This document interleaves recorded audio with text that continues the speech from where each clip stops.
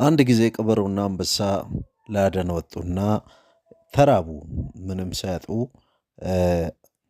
አህያን ለምን አንጥራትም የሚል ሀሳብ ቀረበ። በቃ ሂጂና አህያን ጥሪያት፣ በሁለት ቤተሰብ መካከል መለያየት አያስፈልግም፣ እንታረቃለን የሚል ጥሪ አድርግላት ይላል። ቀበሮ ሄዳ አህያይቱን ጠራችና እዛ መጣች። ከዛ እንደመጣች አንበሳው ሰበራት። ከዛ ለቀበሮ እንዲህ አላት፣ አሁን እንዴት ልተኛ ነው? ትንሽ ብልት በብልት አድርጊና በልቺና ጠብቂኝ ይላታል።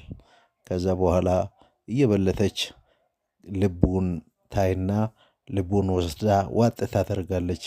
ከዛ አንበሳ ነቃና የት አለ ልቡ ብሎ ሲጠይቃት፣ ከዛ ልብማ ኖራት ኖሮ መቼ ትመጣ ነበረ አላት ይባላል።